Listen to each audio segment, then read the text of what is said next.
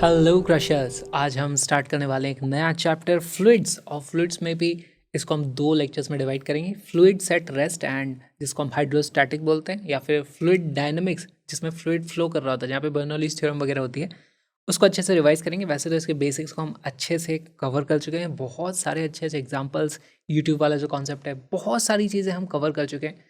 एक दो advance level के कॉन्सेप्ट और आते हैं, उनको भी डिटेल में समझेंगे, साथ में बाकी सारा भी रिवाइज कर लेंगे अभी हम। तो फिर उसके बाद फ्लूइड्स में आता है हमारे पास सरफेस टेंशन, विस्कोसिटी, उसको हम अगले वीडियो में देख लेंगे। अभी स्टार्ट करते हैं फ्लूइड एट रेस्ट। तो फ्लूइड रेस्ट पर है ना, फ्लूइड इज नॉट फ्लोइंग, वो जिस कंटेनर में है, हो सकता है वो कंटेनर की कुछ वेलोसिटी हो, कुछ एक्सेलरेशन हो, फ्लूइड का भी उसके साथ में वेलोसिटी एक्सेलरेशन आ जाएगा, लेकिन फ्लूइड इज नॉट फ्लोइंग, वो मूव कर रहा है, फ्लो नहीं कर रहा है। अच्छा, अगर हमारे पास यहाँ पर हमारे पास मान लो प्रेशर, एटमॉस्फेरिक प्रेशर होता है P0, तो हम जानते हैं कि यहाँ पर सभी जगह सरफेस पे हमारे पास प्रेशर की वैल्यू हो जाएगी P0। लेकिन जैसे जैसे हम नीचे आएंगे, तो मान लो यहाँ से नीचे आता हूँ, इस पॉइंट का जो प्रेशर हो जाता है वो कितना हो जाता है, वो हो जाता है P0 प्लस रो जी एच, अगर हमारे पास ये वाली हाइट h है तो। ठीक, अब यहाँ पर बहुत सारी हमारे पास ऐसे पॉइंट्स हो सकते हैं जिन पे सेम प्रेशर लेवल होगा। जैसे इस लेवल पे जितने भी पॉइंट्स होंगे ना, एक्चुअली उन सभी पे सेम प्रेशर होगा, है ना, उसकी वैल्यू इतनी हो जाएगी P0 प्लस रो जी एच। तो इसको बेसिकली मैं बोल सकता हूँ, ये क्या चीज़ हो जाती है, ये हमारे पास एक आ जाती है equi pressure line. Equi pressure line. अच्छा, इक्वी प्रेशर लाइन की खासियत क्या हो जाएगी, देखो यहाँ पर हमारे पास ग्रेविटी का जो डायरेक्शन है ना, यहाँ पर इस तरीके से हमारे पास ग्रेविटी थी। तो आप देखोगे ये जितनी भी इक्वी प्रेशर लाइन है, अभी इकलौती इक्वी प्रेशर लाइन तो नहीं होगी, बहुत सारी हमारे पास यहाँ पे हो सकती है इस तरीके से। इस लाइन के सभी पॉइंट्स का प्रेशर सेम रहने वाला है, इस लाइन के सभी पॉइंट्स का प्रेशर सेम रहने वाला है, और इनकी खास बात यह है कि हमारे पास जो ग्रेविटी का नीचे की तरफ फोर्स है, ये उसके परपेंडिकुलर होती है। और आप यहाँ पे ऐसी कितनी भी लाइनें इस तरीके से खींच सकते हो, सब इक्वी प्रेशर आ जाएंगी। अच्छा, यहाँ पे सिर्फ ग्रेविटी की बात हमें नहीं करनी चाहिए। मान लो हमारे पास इस कंटेनर को मैं ऊपर की तरफ एक्सेलरेट कर रहा हूँ ए से, और फिर अगर यहाँ पर प्रेशर हमारे पास P0 है, तो इस पॉइंट का जो प्रेशर हो जाता है, अब वो प्रेशर आ जाता है P0 plus rho g effective, है ना, टाइम्स एच। और जी इफेक्टिव को आप क्या लिख सकते हो, g effective will be equal to g plus a, है ना। यहाँ पर अब अगर मैं यहाँ पे कोई भी पार्टिकल है, उस पर अगर मैं फोर्सेस की बात करूँ कंटेनर के रेस्पेक्ट में देखा जाए, तो यहाँ पर एम जी तो लग ही रहा था, साथ में इसका सूडो फोर्स एम ए लग जाएगा, दोनों को ऐड करोगे तो हमारे पास नेट नेट नीचे की तरफ आ जाता है जी इफेक्टिव, इस तरीके से। सेम चीज़ हम यहाँ पे कर सकते हैं, बहुत सारी इक्वी प्रेशर लाइन्स हमारे पास आ जाएंगी। अगेन क्योंकि हमारे पास जी इफेक्टिव इस दिशा में है ना, तो हमारे पास जो इक्वी प्रेशर लाइन आएगी वो एक्चुअली इसके परपेंडिकुलर आने वाली है। ये एक हो सकती है, ये एक हो सकती है, ये एक हो सकती है, ये एक हो सकती है, ये एक हो सकती है, ये सब भी हमारे पास इक्वी प्रेशर लाइन है। तो यहाँ पे तो हमारे पास जो फ्लूइड था, फ्लूइड की सरफेस एक्चुअली आप देखोगे तो एज इट इज़ है, हॉरिजॉन्टल है, क्योंकि अभी मैंने इसका एक्सेलरेशन ऊपर या मान लो नीचे किया है तो भी हो जाएगा। अगर मैं इसको एक्सेलरेशन साइडवेज कर दूं तो किस तरीके से चीज़ें चेंज हो जाती हैं, वो भी देख लेते हैं।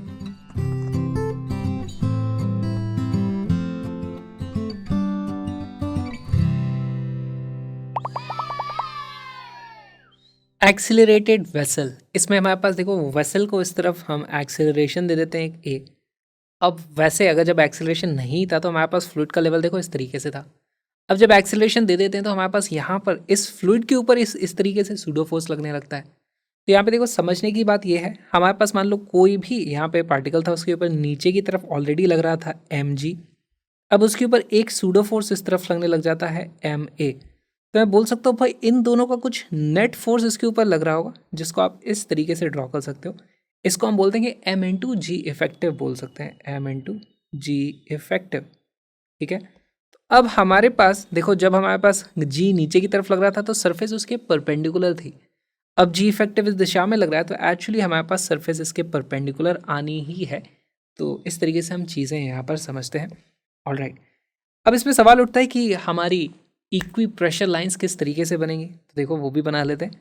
यहाँ पर हमारे पास इक्वी प्रेशर लाइन, वो अगेन ये जो हमारा जी इफेक्टिव है उसके परपेंडिकुलर होती है इस तरीके से। ये सब आ जाएंगे हमारी इक्वी प्रेशर लाइंस।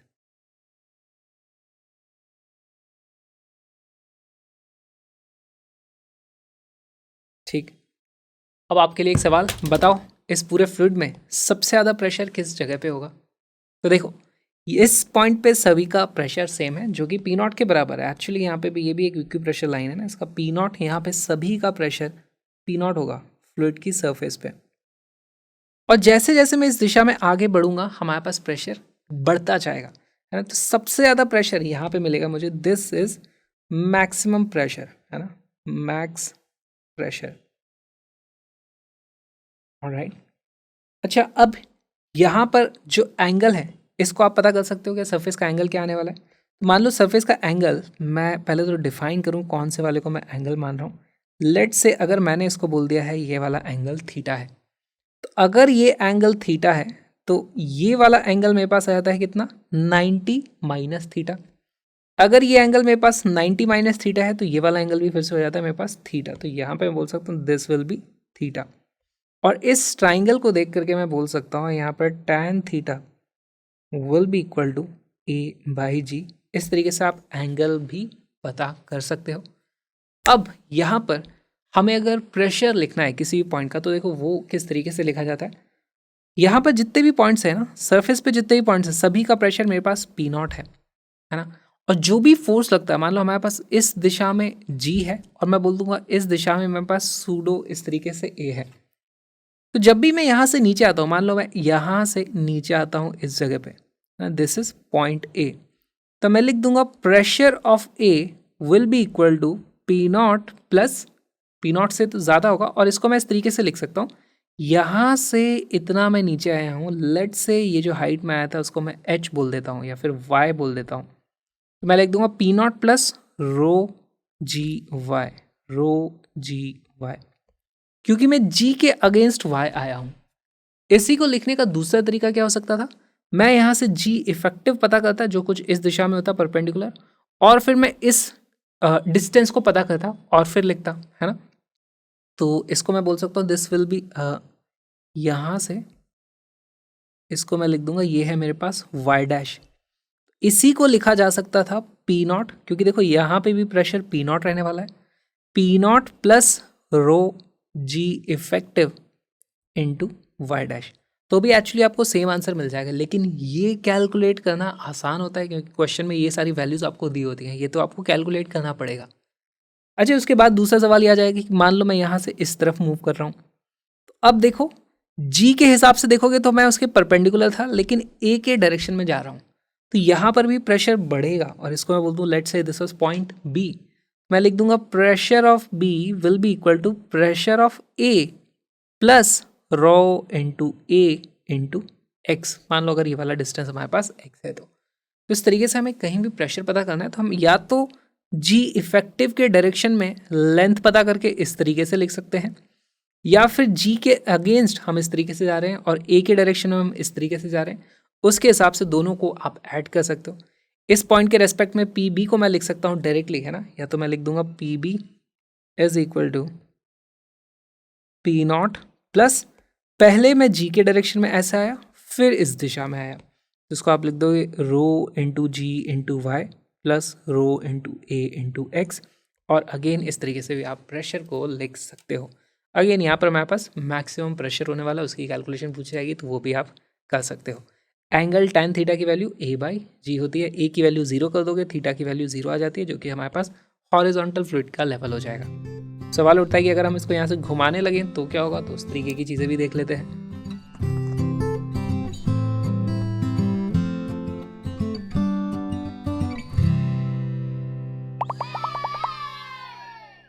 सेंट्रीफ्यूज, हमारे पास देखो इस तरीके से एक फ्लूइड था कंटेनर में और उसको फिर मैंने घुमाना शुरू कर दिया। अब यहाँ पे देखो कुछ चीज़ें आपको बता देता हूँ।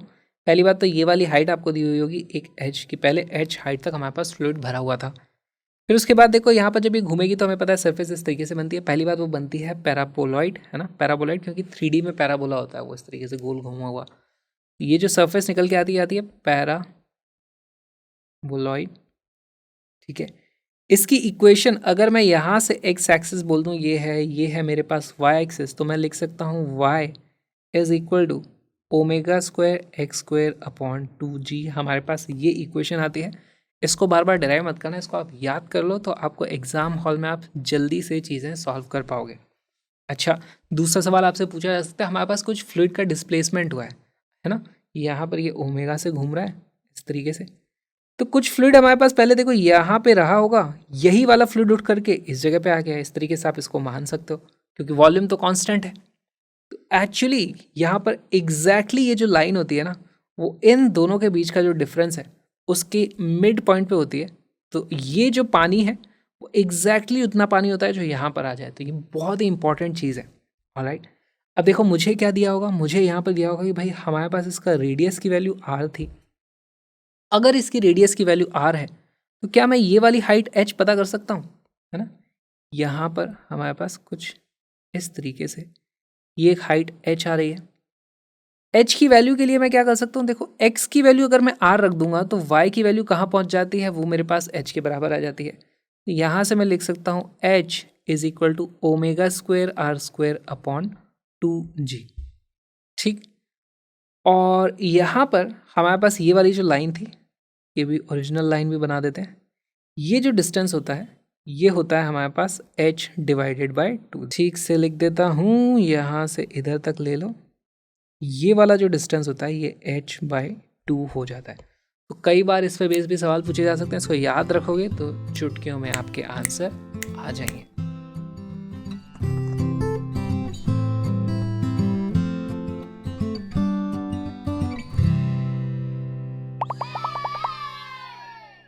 A beaker of radius small r is filled with water mu is equal to इतना up to a height h.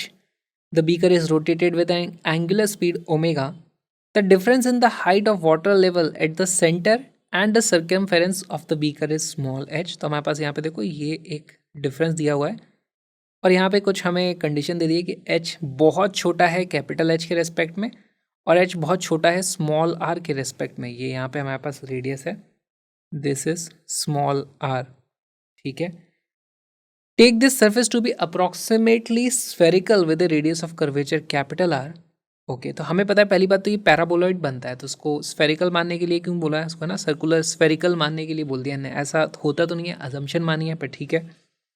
उसके बाद हमें कुछ आर की वैल्यू बतानी है और अपेरेंट डेप्थ का यहाँ पे इन्होंने यूज़ कर लिया। तो अपेरेंट डेप्थ का क्या यूज़ आएगा, देखो आपको यहाँ से समझना है कि इस पॉइंट से कुछ लाइट रे आई होगी, है ना?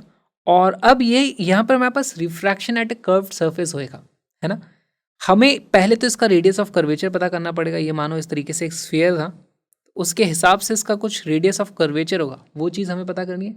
जैसे ही आप वो चीज़ पता कर लोगे उसके बाद आप बता पाओगे कि अगर भाई हमारे पास यहाँ से लाइट आती है इस तरीके से, तो फाइनली यहाँ से इमेज कितनी दूरी पे बनती है। मान लो इमेज यहाँ बनती है या इमेज यहाँ बनती है, और जहाँ भी इमेज बनेगी ये वाला जो डिस्टेंस होगा वही हमारी अपेरेंट डेप्थ हो जाएगी। अपेरेंट डेप्थ मतलब अगर मैं इधर से देखता हूँ तो मुझे कितनी डेप्थ दिखाई देती है। तो बेसिकली हमें पता करना है कि इस पॉइंट की इमेज ये वाली कर्व सरफेस किस जगह पे बनाती है। तो बहुत ही अच्छा सवाल हो गया, 2-3 कॉन्सेप्ट को यहाँ पे ब्लेंड कर दिया गया है। तो वीडियो को पॉज करो, क्वेश्चन को सॉल्व करने की कोशिश करो। पहले सोचो कि हमारे पास जो रेडियस ऑफ कर्वेचर है वो किस तरीके से आ जाएगा। अच्छा, यहाँ पे एक इक्वेशन बनती है पैराबोलॉइड की, तो पैराबोला की इक्वेशन मैं बता देता हूँ, वो होती है y is equal to omega square x square upon 2g। अब वीडियो को पॉज करो, सॉल्व करने की कोशिश करो।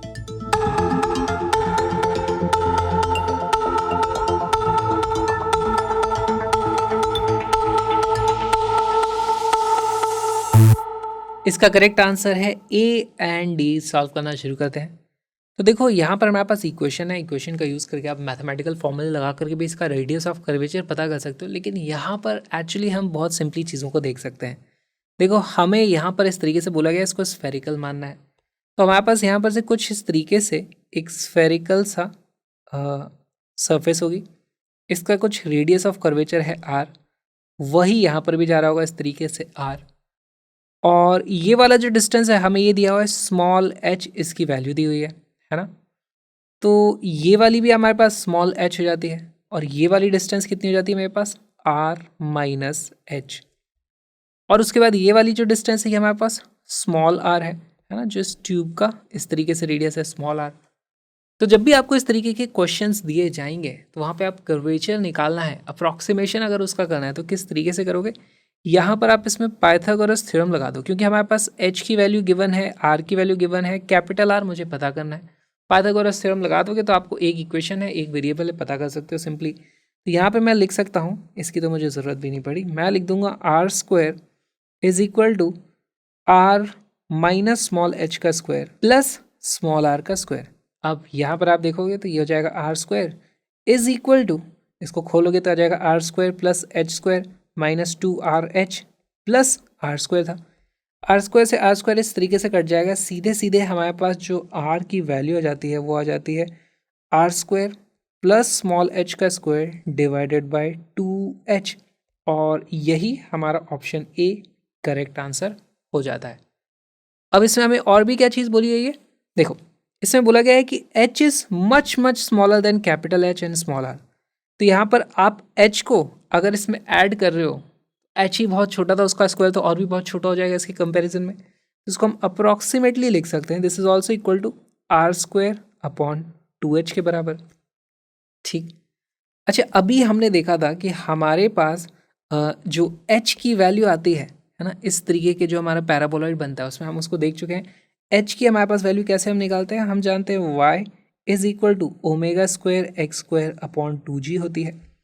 अगर मुझे H पता करना है तो H की वैल्यू आ जाएगी, यहाँ से आप x की वैल्यू रख दोगे स्मॉल r के बराबर तो y की वैल्यू H के बराबर मिल जाती है।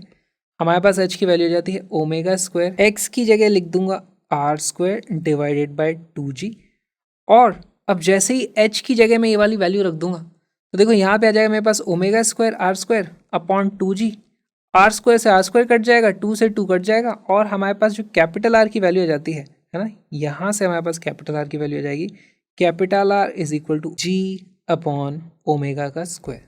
हमारे पास रेडियस ऑफ कर्वेचर आ चुका है, हमें जी भी पता है, हमें ओमेगा स्क्वायर की वैल्यू भी पता है। ऑल राइट, अब एक बात बताओ, यहाँ पे फील करने की कोशिश करो, अगर ओमेगा की वैल्यू 0 है ना, बहुत ही छोटी है मान लो, तो आर की वैल्यू इनफाइनाइट हो जाएगी, यानी कि ये ऑलमोस्ट प्लेन सरफेस हो जाएगी, जो हम जानते हैं अगर आप इसे घुमाओगे ही नहीं तो प्लेन सरफेस ही होनी है, और बहुत तेज घुमाओगे ओमेगा की वैल्यू बढ़ाते जाओगे तो आर की वैल्यू बहुत छोटी हो जाएगी, यानी यहाँ पे कर्वेचर बहुत ज़्यादा हो जाएगा, इसको हम फील कर सकते हैं। एनीवे, एक बार मेरे पास यहाँ पर ओमेगा रेडियस ऑफ कर्वेचर आ चुका है।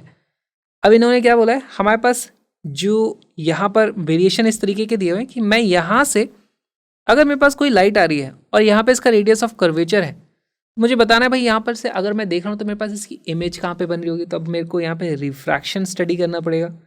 रिफ्रैक्शन, हमारे पास फॉर्मूला क्या होता है, μ2 upon v minus μ1 upon u is equal to μ2 minus μ1 upon capital R। जल्दी जल्दी बताओ यहाँ पे डायरेक्शंस किस तरीके से होंगे। हमें ये वाली H दी हुई है, यहाँ से लाइट इंसिडेंट होगी इस तरीके से सरफेस पे, और फिर देखते हैं हम कहाँ पर इमेज बन रही है, मुझे नहीं पता। तो मेरे पास पता चल जाता है भाई ऊपर वाले जो डायरेक्शन है वो मेरे पास पॉजिटिव डायरेक्शन हो जाता है, u की वैल्यू आ जाती है -h, है ना, क्योंकि अगर यहाँ से ये पॉजिटिव डायरेक्शन है तो ये नेगेटिव में h आ जाता है, ये पॉइंट हमारे पास -h इसका कोऑर्डिनेट आ जाएगा। ठीक है, और मुझे r की वैल्यू पता है, अच्छा बताओ r ऊपर की तरफ होगा इस दिशा में कहीं, है ना, तो यहाँ से मेरे पास r की वैल्यू पॉजिटिव आ जाती है, r को मैं लिख दूंगा r is equal to plus g upon omega square. जैसे ही आप ये सारी की सारी वैल्यूज़ यहाँ पे डालोगे, हमारे पास μ2 की वैल्यू भी पता है, μ2 की वैल्यू 1 है, μ2 ये वाला है ना, दिस इज μ2, ये 2 मैंने यहाँ क्यों लिख दिया, μ2 इज इक्वल टू 1, और μ1 की जो वैल्यू है, μ1 की वैल्यू आ जाएगी 4/3, वाटर का हमें रिफ्रैक्टिव इंडेक्स दिया हुआ है, सारी की सारी वैल्यूज़ रखते हैं, यहाँ से आ जाता है 1 upon v minus 4/3 upon capital H minus का is equal to 1 minus 4/3 upon radius की वैल्यू है मेरे पास g अपॉन ओमेगा स्क्वायर। और अब यहाँ से आप वैल्यूज़ देख सकते हो, हमारे पास 1/v की वैल्यू आ जाती है 1/v is equal to -4/3h, और साथ में ये पूरा का पूरा फैक्टर आ जाएगा 1 plus omega square h upon 4g, है ना, ये हमारे पास 1/v आ जाता है। नेगेटिव वैल्यू आ रही है, इसका मतलब हमारे पास इमेज इधर ही कहीं पे बनी होगी, है ना, क्योंकि हमारे पास पॉजिटिव डायरेक्शन, और हमारे पास 1/v की वैल्यू ये आई है, तो v की जो वैल्यू होगी वो इसका 1 अपॉन जो भी वैल्यू आई है, तो ये हमारे पास एक्चुअली डी ऑप्शन करेक्ट आ जाता है। तो अब यहाँ पर दो कॉन्सेप्ट को इन्होंने जोड़ दिया, हमारे पास रेडियस ऑफ कर्वेचर आ गया। रेडियस ऑफ कर्वेचर आने के बाद हमने उसको एक कर्व्ड स्फेरिकल सरफेस है उस पर रिफ्रैक्शन के क्वेश्चन से क्लब कर दिया। तो इस तरीके से आपको क्वेश्चंस मिक्स किए जा सकते हैं। ये वीडियो जो अभी आपने देखा एक छोटा सा पार्ट है एक बहुत ही प्यारे से, सुंदर से, कलरफुल से क्रैश कोर्स का। हमारे दो क्रैश कोर्स हैं, जेईई मंथ और नीट मंथ, जिसमें 11th और 12th दोनों के फिजिक्स के सारे concepts, important but necessary conceptual questions और बहुत सारे अच्छे प्रीवियस ईयर्स क्वेश्चंस, उन सभी को मिला दो तो जो बनता है वो है JEE month and NEET month. JEE month में जेईई मेन और जेईई एडवांस दोनों की तैयारी होती है। नीट मंथ में नीट स्पेसिफिक वीडियोस हैं, लेकिन as a bonus JEE Main के वीडियोस भी मिलते हैं, तो आप उनसे भी तैयारी कर सकते हो। ये दोनों ही क्रैश कोर्स पूरी दुनिया के इकलौते कलरफुल क्रैश कोर्स हैं, जहां पर हर एक कॉन्सेप्ट को समझाने के लिए मैंने कस्टम मेड ग्राफिक्स को हाथ से बनाया है। उनका फायदा क्या होता है, आपको कॉन्सेप्ट एक बार में समझ में आ जाता है और ये चीजें याद रहती हैं। हर एक ग्राफिक को आप फ्री में डाउनलोड कर सकते हो, link is in the description. सारी पीडीएफ अभी के अभी डाउनलोड करा के आप प्रिंट करा सकते हो, या फिर आप चाहो तो इन सभी को मिला करके एक मैंने बहुत ही अच्छी हैंडबुक बना दी है, उसका प्रिंट आउट भी खरीद सकते हो, ताकि आप किसी भी बुक का या किसी भी और टेस्ट सीरीज के क्वेश्चंस की प्रैक्टिस कर रहे हो तो एक हाथ में आपके पास हैंडबुक रहेगी, तो आप जल्दी फॉर्मूले रिवाइज कर पाओगे, इंपॉर्टेंट कॉन्सेप्ट्स को रिवाइज कर पाओगे और अपनी तैयारी स्पीड अप कर पाओगे। कलरफुल नोट्स की प्रिंटेड हैंडबुक का लिंक भी डिस्क्रिप्शन में है। साथ में मेरे ऑल इंडिया रोड ट्रिप के व्लॉगिंग सीरीज का लिस्ट, तो उसको भी आप देख सकते हो। बाय द वे सारे के सारे ग्राफिक्स आपका वेट करें, जल्दी से आ जाओ, कलरफुल तरीके से फिजिक्स पढ़ेंगे, सारे कॉन्सेप्ट्स को अच्छे से विजुअलाइज करके समझेंगे। Link is in the description. हम मिलेंगे अगले वीडियो में।